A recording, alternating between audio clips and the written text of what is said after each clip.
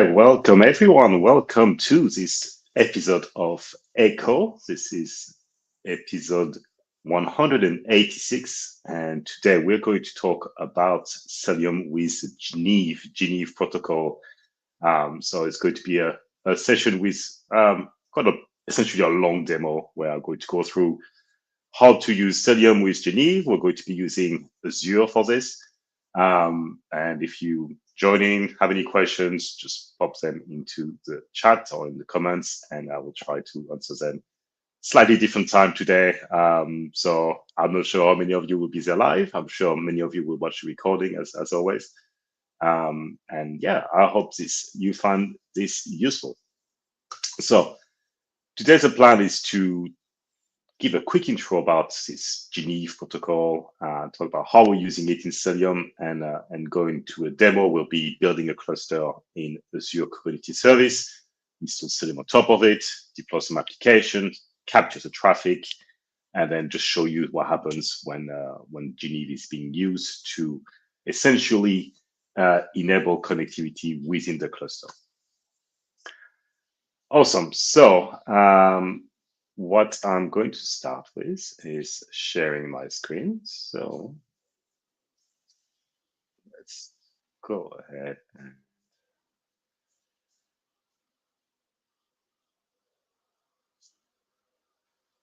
start by talking about GENEVE. What is it? Well, it's not the place in Switzerland. I know people always get mixed up. It is the let's bring this up. Sharing the wrong thing. Go.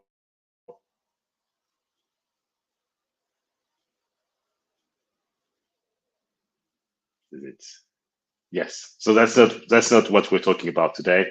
GENEVE is what is referred to as a generic network virtualization encapsulation protocol. So not quite an acronym, but and GENEVE is an RFC. GENEVE is a standard encapsulation protocol, which has been around now for a number of years. I think you start seeing been work on for over 10, 12, 15 years as a long-term replacement for network encapsulation protocol. Now, there's been a lot of networking, essentially layers after layers after layers, where you take a packet, you take your packet in, you're at layer one, and then you think going up the OSI layer, and you keep adding more and more layers and headers to it. So there's been lots of encapsulation protocols. Even thinking about MPLS, that's one. The most, I guess, prominent you might have heard of is VXLAN, and actually that's a default option when you deploy Cilium, is using a VXLAN that would essentially interconnect all your nodes together and build a mesh of tunnels, as we like to explain it. That's one way of explaining it, but essentially wrap up all the packet being sent from one pod on node A to a pod on node B with this encapsulation protocol, encapsulation header, and then send that packet across the real network that is connecting our host. But there's been a number of different protocols. VXLAN has been around for probably one of the longest. It has some limitation. And the main one is around the lack of extensibility. The VXLAN header is fixed, so you can't carry extra metadata when you send a packet across the network. And that's really where GENEVE kind of stands out, is its extensibility and flexibility. Again, we'll look into the header of the GENEVE packet and explain how that works. So this is and what I found was in researching GENEVE is that, in GENEVE with Cilium, was that it's a highly under-documented feature. Like there's almost anything. You go to Cilium docs, you search for GENEVE, good luck. There is some references around how we use direct server return, DSR, with GENEVE, which is again uses the extensibility of GENEVE to enable you to send the traffic straight back to the client. Right? This is kind of what we the feature of DSR. And as I've been working on the Cilium book, which I'll just share this now. So you might be aware we have been working with O'Reilly for 5 months now on a full Cilium publication, which should come out early next year. And chapter 5 covers the data path. So how do pods on the same node communicate? How do pods on different nodes communicate? And I really wanted to cover GENEVE, even though it's a lesser known option. Right? So I spent a lot of time around native routing, right, where you don't have any encapsulation when the nodes pods communicate with each other, relying on the nodes underlying routing table. I spent a fair bit of time on VXLAN, but I also wanted to make sure we covered GENEVE, which we are doing in the book. So that's chapter 5, and that's going to come on the O'Reilly early release in the next couple of weeks or so. So, and now let's go to the Cilium docs. And we'll share this. So, as I said, it's slightly frustrating, but if you search for GENEVE in the Cilium docs, you're not going to see an awful lot. There's a DSR, as I mentioned. You will see here in the routing and networking concepts, you'll see that we do support GENEVE, but the VXLAN is default, and mentioned that the port used to encapsulate the traffic is 6081, which again, we'll see this when we look into using Wireshark. But again, what we're doing, what we're going to be doing here is we're going to deploy Cilium using the encapsulation routing mode. Right? So in this mode, we essentially create these tunnels, mesh of tunnels between all the different nodes using VXLAN or GENEVE, and all the traffic between the nodes is encapsulated. Now the underlying network has no idea that there is Kubernetes traffic, that it's pod-to-pod traffic. Right? What they will see is they will see traffic between two nodes, and that's I guess one of the benefits is that there's no requirement of the network. Right? This is what we highlight here, is that it's the simplicity of this model. So let's go and start creating a cluster. We're going to be using Azure Kubernetes service. So I'm going to start doing that now, and then I kind of explain, because it will take a few minutes for us to for the cluster to be created. But Azure is actually faster than it used to be. So let's go and set up a new window in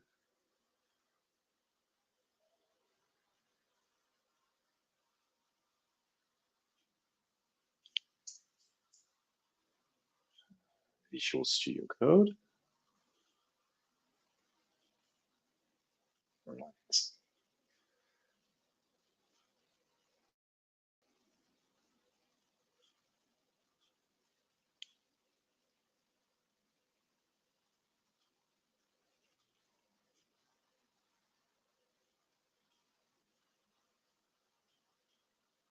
Okay.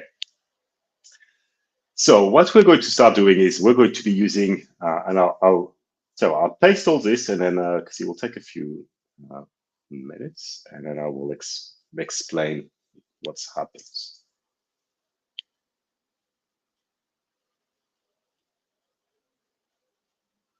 So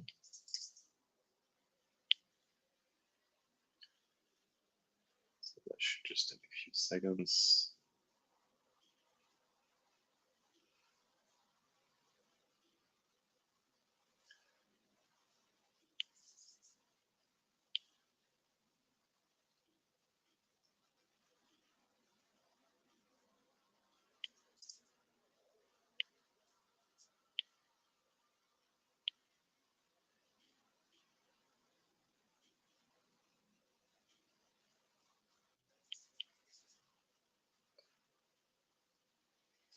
Okay, so we are deploying our cluster.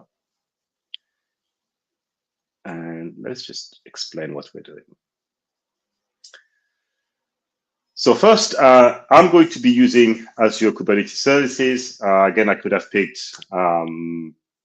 EKS, Google. I don't really have a preference anymore. I've been more of a heavy, let's say,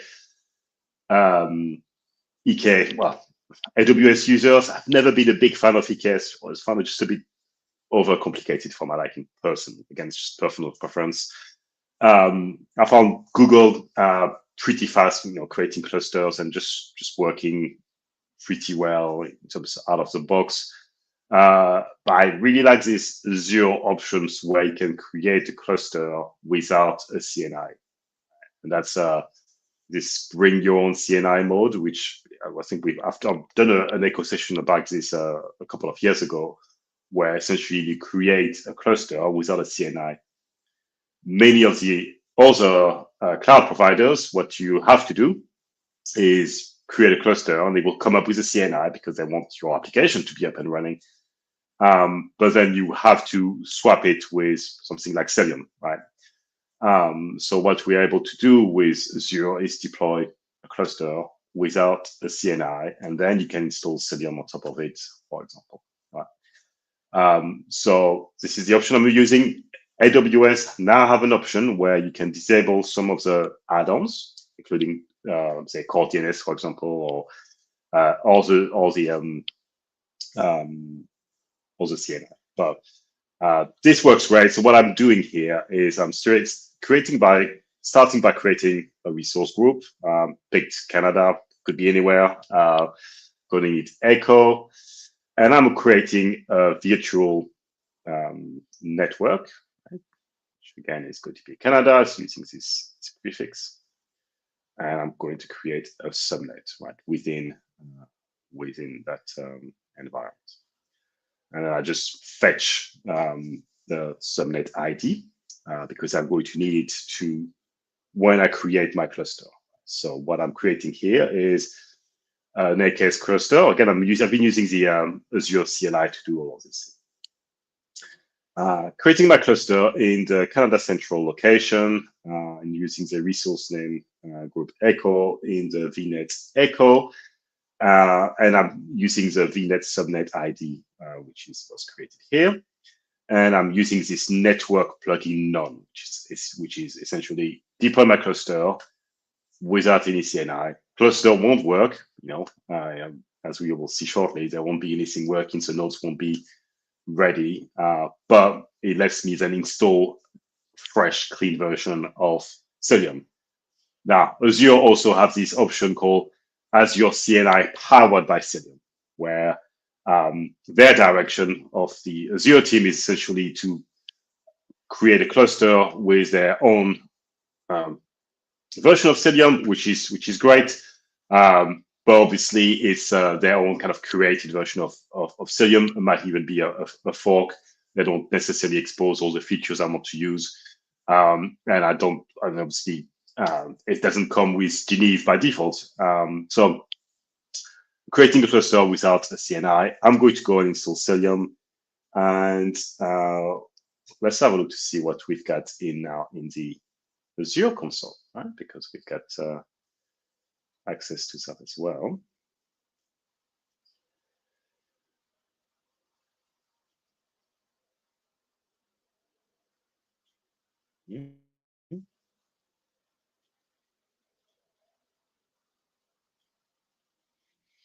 So let's do a quick refresh.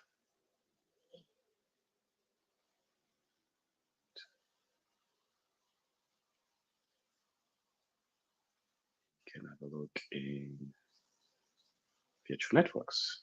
Right, so we've got eCHO VNet. So the eCHO resource group, which I've created, and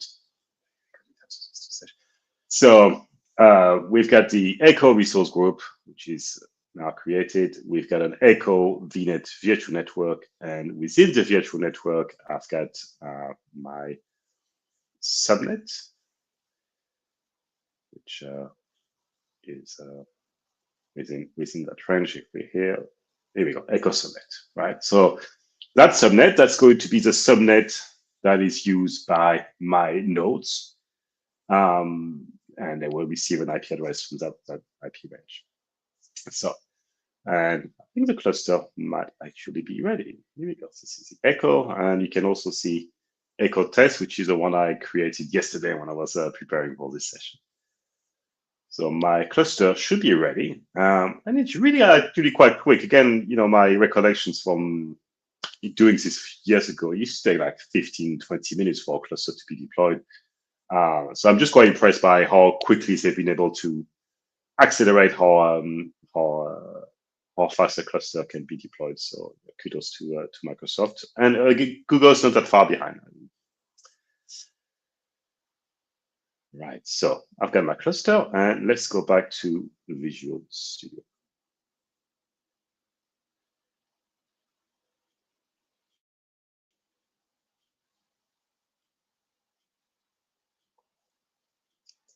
Okay, my cluster has been deployed, and what Azure does when it's creating just output, just loves that JSON, and it just gives me this long output of about the cluster. I'm just going to go and get the credentials into my kubeconfig, and now you still get nodes. I got a node pool with 3 nodes. Let's bring this back up. I've got my cluster with 3 nodes, running 1.3 Kubernetes, running version 1.3.1, so 131, and my nodes are not ready again because I've not installed CNI, so there's no networking happening. Let's have a look. And as I mentioned, also nodes are picking an IP address from the range I mentioned, so that 192.168.10.0/24. So I've got my my node pool. Go, but you can all see that. So I've got my AKS cluster, but it's not running anything just yet. Right. So we're going to go and install Cilium. And I'm going to go and install version 117.3, one of the latest version. I think 118 is coming out at the very end of July. Cilium, 2 big releases every year, one around like end of January and one around the end of July. So 118 is coming out. There's going to be a Cilium eCHO show in a couple of weeks where they're going to go into all the features, and I'm hoping to attend, as I lost some really cool stuff coming into 118. Now, so what I'm going to do here is deploy Cilium. I'm using Helm. I could have used a Cilium CLI, and I'm specifying a couple of things that just was pointing out. IPAM mode, which is cluster pool, which is not the default one, which I think is Kubernetes whole scope. Cluster pool is part of IPAM is covered in chapter 4 of the Cilium up and running book, which again should be the next chapter on O'Reilly early release. That should be with you very soon. Cluster pool is one of the more flexible methods to assign IP addresses to your pods. With the multiple IPAM, the more advanced. But again, that's covered in. I did a blog post back in January, which goes into details into all the different IPAM modes you can find on i7.com. But we'll be using clusterpool here, and as you can see, we are setting the tunnel protocol to GENEVE. So this is a live demo, so we're still hoping everything is going to work fine. Take a minute or so, and we'll do a Cilium status wait for Cilium to be up and running and happy. Right, it's coming up.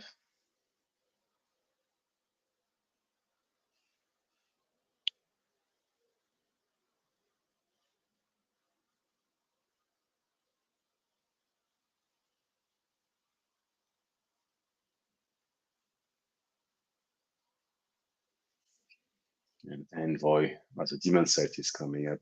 So it should take another couple of seconds and we'll be good to go. Ready, 2, 3, and here we go. So we got Cilium up and running. So our cluster doesn't really take long. And I'm chatting a lot here, but you can be have a cluster on EKS ready and running Cilium in less than 10 minutes, which is pretty awesome. So let's just have a look at the Cilium config, see if we can see. Here we go. We just confirm that we've got Cilium GENEVE set up as a tunnel protocol. And we're going to go and verify that. So what it does really, again, it's now let me define a picture that it highlights.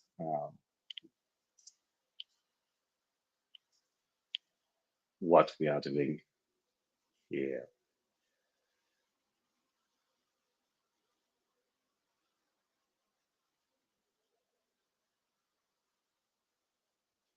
Right.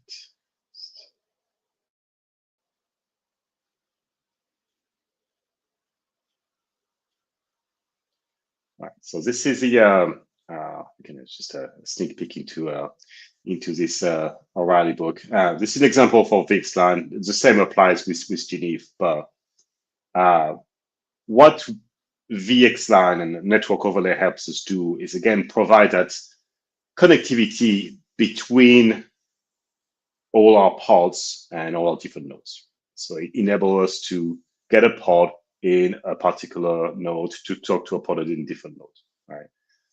And it will essentially create routes in the routing table of the nodes and say, if you have traffic bound for the node, so the pod CIDR for this particular node, send it across that VXLAN interface or GENEVE interface in our example. Right? And what that will do is it will essentially force the traffic to go out via one is this special interface which is on the node, and it will then encapsulate the traffic.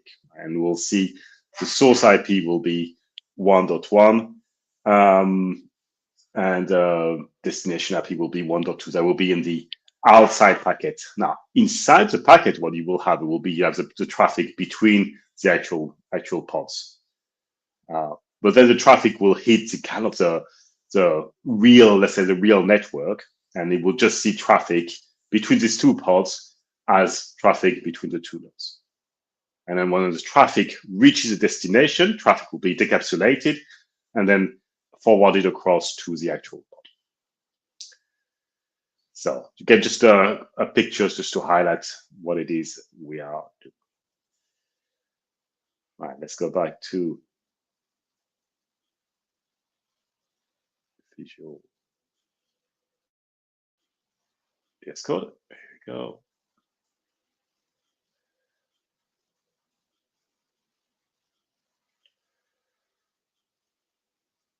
Right, so we have Cilium, and now let's just check that we've our nodes are looking, they're now ready. Well, because the Cilium has been installed, CNI is ready. So it's looking healthier. And what we'll now do is just again deploy a couple of pods. We'll just use a deployment of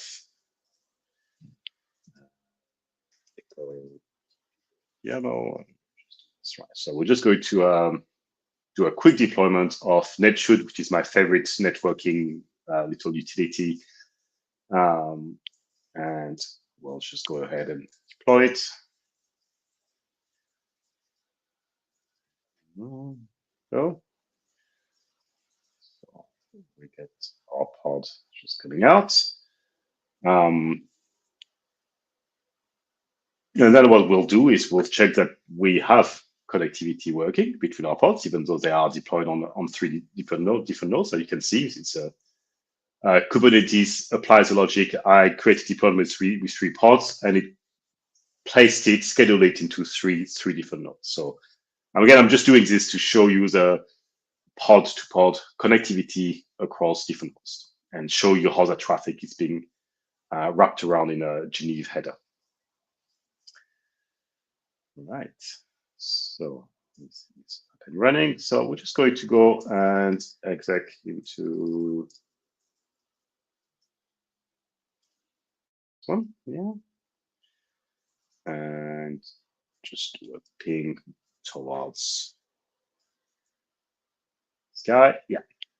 Right, so we're pinging from this guy here on node 000 to this guy here on node 001. Right, so we got this kind of pod-to-pod connectivity. Everything is looking good. It's peachy. Right now, what I first want to show is some of the kind of magic behind the scene. We don't always go into the showing the eBPF maps. So let's have a quick look here. So I'm just going to go in. And right, I just want to see the Cilium agents, which is running on Shell. That's this guy here. Okay.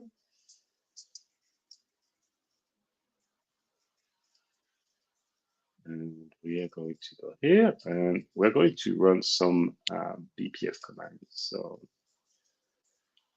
I'm going to exec into the Cilium agent, and I'm going to run the Cilium CLI, which is inside the Cilium agent. And I'm going to look at the BPF tunnel list. Right. So what is it showing me here? It is showing me that for traffic bound to 10.0.0.0 /24, send that traffic across to the 192.168.10.6, which is IP address of 00. Right. So we've kind of programmed the nodes to send traffic bound to this IP range towards the node. So we've made it aware that traffic for this pod CIDR needs to be wrapped up into and sent across the tunnel, which will be done with GENEVE.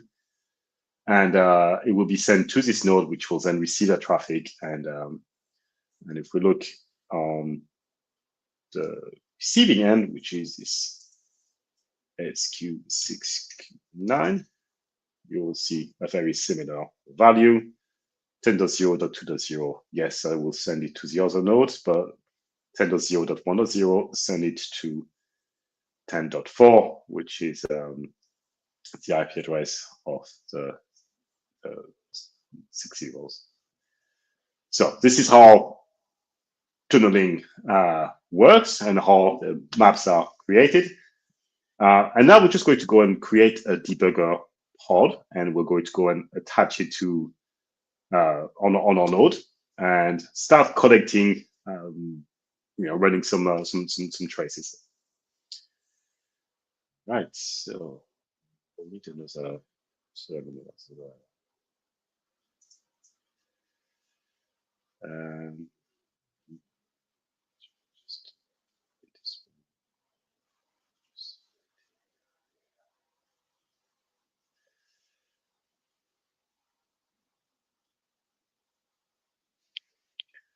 Right, so we're going to go and run debug on, look at this one here.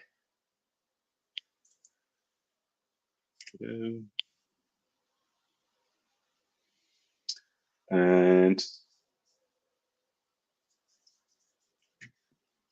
again, I'm running the same networking debugger tool, which is Netshoot,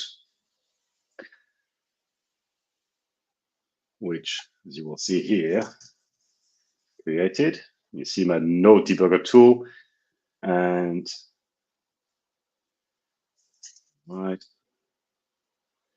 And as you can see, my pod is also in the host network for my node, right? So that's debugger tool will let me capture the traffic at the node level. Super handy, and it's picking up the same IP address as my node. Right? So it's on the host network. So I can start running a TCP dump, and I'm just going to go and be quite brutal here. And I'm just literally just going to go and capture all the traffic. I could be more selective and filter on some specific interfaces.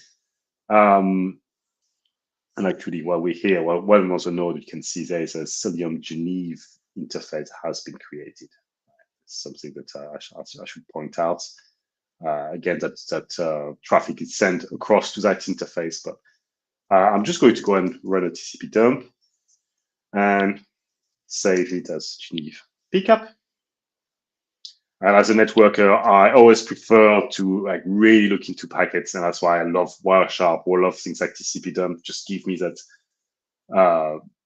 like reassurance that I'm doing the right thing, that I understand things better by looking into packet heads up. So we're running a TCP dump, and we'll also just do again do another ping here. Go, and I think that should be enough. It's already 312 packets. So I've got my my pickup, and I'm going to go and copy it. So I'm just going to use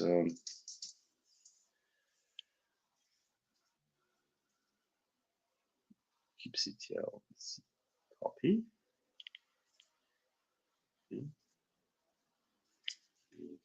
Pickup. Pickup. There you go. Right, so I've got my packet capture done, and I've copied it back to my local desktop, and now I can open it with Wireshark to start looking at it. So we're going to go and show Wireshark. But remember, what we're looking for is a ping between 10.0.0, well, from this guy here, ping from .1.78 to 0.71. Let's have a look at Wireshark.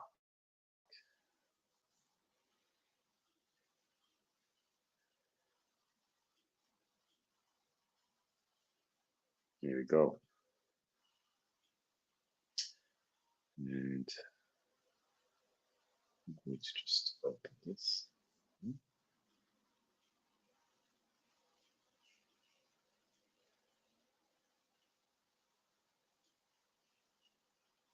Good. Nice. So Wireshark has some great filters, and that's one of the things that is pretty awesome, right? Is the ability to go and filter on and base it on lots of different things. So here I want to see GENEVE, right? I want to see GENEVE traffic, but I also want to see traffic to 10. What did we say? 0.0.71. Stop. Format is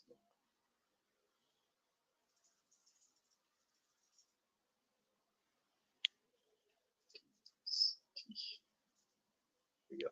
10.0.0. No.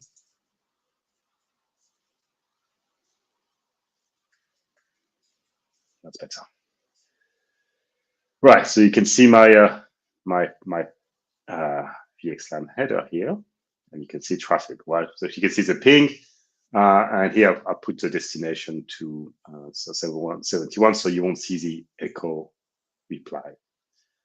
But you should be able to go and see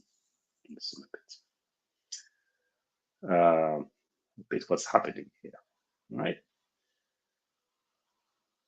So we've got a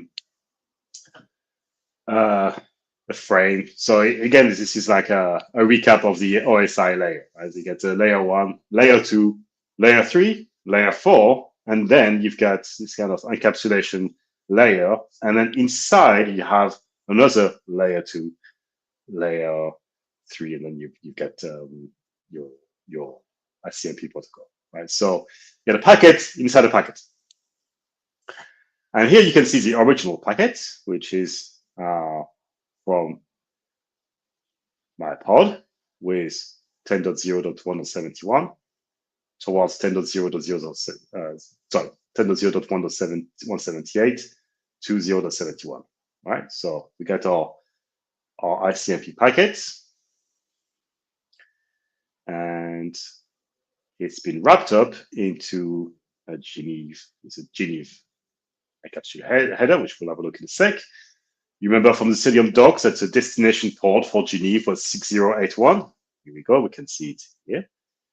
And this is the IP address of the nodes, right? So again, we've taken that packets between the pods and we wrapped it up into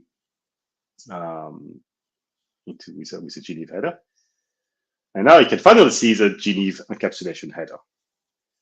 Now, when we use Cilium with GENEVE, there are things that are going to be always like set to fixed values. So version, so it's going to be set to 0. The length is going to be set to 0.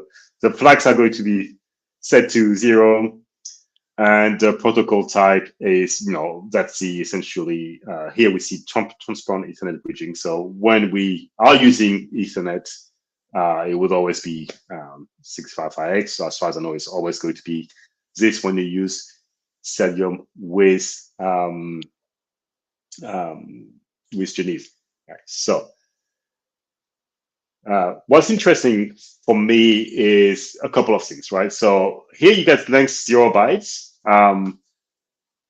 And the reason we specify the length in a GENEVE header is, again, because GENEVE is extensible, right? The length of a header can change, and therefore you can add more data to it, which is what we use when we use Cilium in with DSR. We were able to kind of add extra metadata to the packet, which means that the packet header will be bigger, which means that you need to specify the length of the actual header, right, for the network to be able to interpret the packet. That's one thing. Again, this is the length of the optional TLV, which is the type length value, which is the optional metadata that GENEVE will carry across. Now, the other aspect here, which I found interesting, is this value, which is the virtual network identifier, VNI. Now, when you use GENEVE, maybe in other circumstances, or if we use VXLAN, typically, let's say if we use something like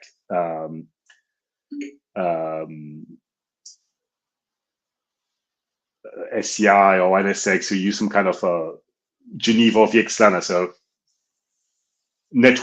proper like network overlay, I would say. What this would be used is to identify the network ID, almost like a VLAN identifier. If you come from that word of networking used to VLANs.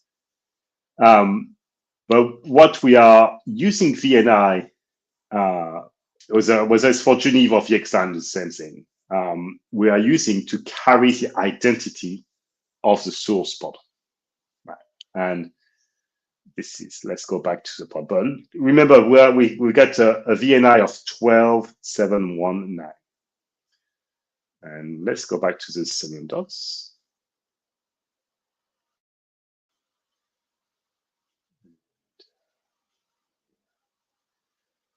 Right. So one of the advantages of the encapsulation mode is that they allow for the carrying of metadata along with network packets, and in particular to transfer metadata such as a source security identity. The identity transfer is an optimization designed to avoid one identity lookup on the remote node, so that we don't have, actually we are avoiding using that IP cache, which is a way to map an IP address to an identity. And if you've used Cilium before, you might know that identities are essentially a way to specify the identity ID is like a way to identify from a security perspective and especially from a network policy perspective what who originated the traffic and whether that should be allowed or denied by a specific network policy role. In the past, when we think about identity, we think about maybe an IP address, right? Which was how we use access list based on the IP address of a machine. As IP addresses change all the time in Kubernetes, we have to use something else. We use this concept of identity to enforce security rules. Now, and if I go back to my VS Code, I will see if we can find this identity that I just mentioned, right, which was 12719.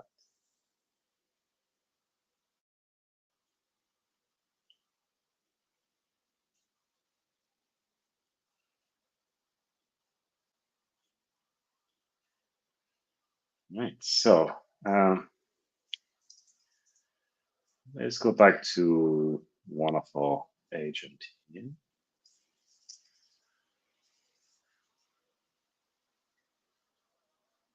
Right. So back into my Cilium agent, I run a command called identity list, which shows for my Cilium agent, which shows me also a list of identities, which are typically derived from things like the namespace and the labels from a pod.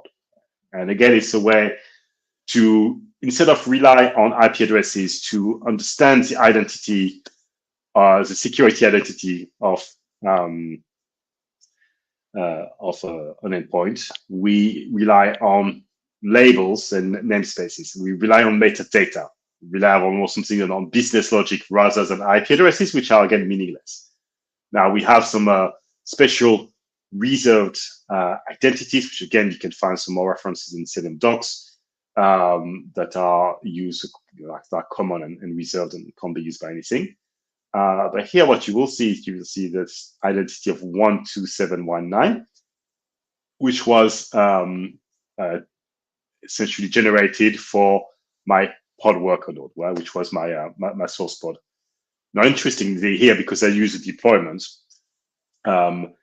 across with 3 replicas, the 3 pods will have exactly the same identity because they follow the same, they have the same labels, and they might be on different nodes, but they were created with the same, following the same deployment, same labels, same namespaces. So from a security perspective, you can think of them as having the same requirements and the same privileges.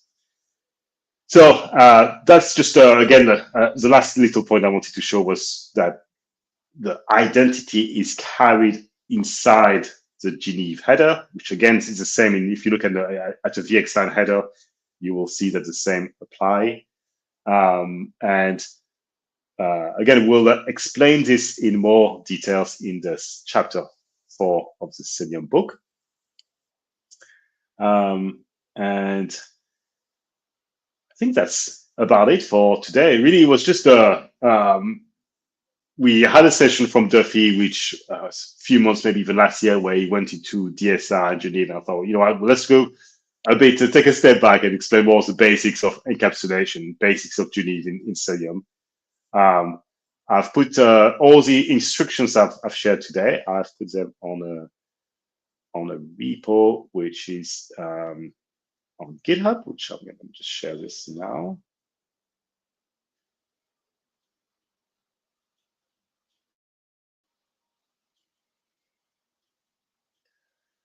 So yeah, and even I've left a pickup for you to take a look. But you can see all the instructions that I've gone through today. And yeah, I hope this clarified. Here we go. Let me just share this. Cilium-Geneve. And yeah, I hope this clarified something that, again, I thought was perhaps it was harder for me again to find the instruction to do that. So I hope that it will help you.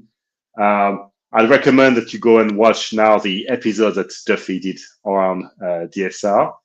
And if you have any questions, you can feel free to get in touch. And otherwise, again, thank you very much for watching. And we'll see you in the next episode, which will be episode 187.